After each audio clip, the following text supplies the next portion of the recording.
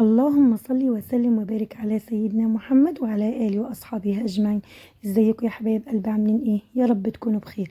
تعالوا النهارده بقى جايبين كده معانا دكارين بط، هنعملهم بطريقة حلوة جدا. الدكارين البط دول كل دكر حوالي 4 كيلو الا ربع، يعني كبار وحلوين، كل واحد حوالي 4 كيلو الا ربع. معايا هنا بقى بصلتين كبار متقطعين وحلوين، هنا بقول لكم ازيكم عاملين ايه. ومعايا هنا كوبايتين من الرز، ومعايا هنا دكارين البط. الاول بقى هنجيب طاسه ونحطها على النار، نسيبها تسخن كويس جدا. بعد ما الطاسه سخنت معايا نزلت فيها بشويه من الزيت، وبعد كده هنزل بالزبده البلدي. اهو دي زبده بلدي. بعد ما نزلت بالزيت سخن شويه نزلت عليها بزبده بلدي. بعد ما سيحوا مع بعض كده نزلت عليها بالبصل، وهفضل اقلب لحد ما ياخد لون شويه يتكرمل كده. طبعا انا عايزاه ياخد لون بسيط كده او يدبل معايا كده، يتحمر بسيط. بعد كده انزل عليه بالرز، اهو نزلت عليه بالرز. هفضل اقلب فيهم كويس جدا مع بعضهم كده، علشان بعد كده هنزل عليهم بالبهارات.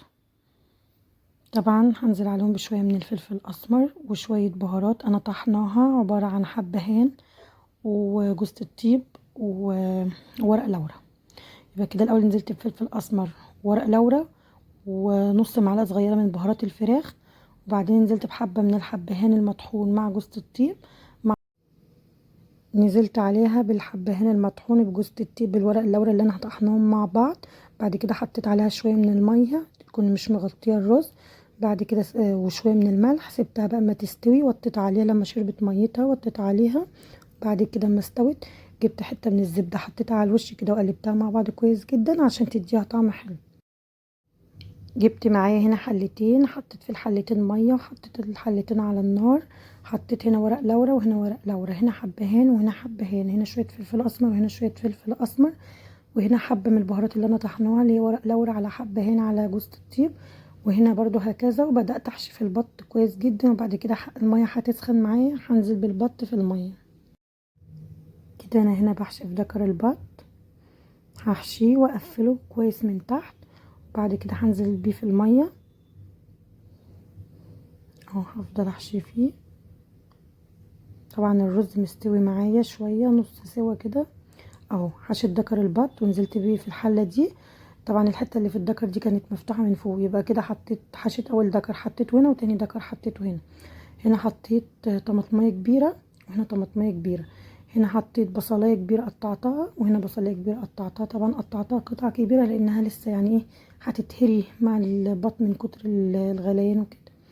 بقى سبت البط اما غلي، شلت الريم اللي عليه من فوق الاول. بعد كده كبيته، اي ريم عليه كبيته. بعد كده سبت الشوربه بقى مع نفسها كده.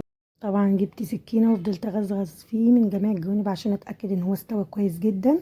طلعته حطيته في صينيه، ودلوقتي بقى بدهنه بالزبده من فوق كده ودخلته الفرن يتحمر. بصوا الجمال، اقسم بالله الجمال عدى الكلام. الدكارين عملت فيهم زي بعض، حمرتهم من فوق كويس جدا.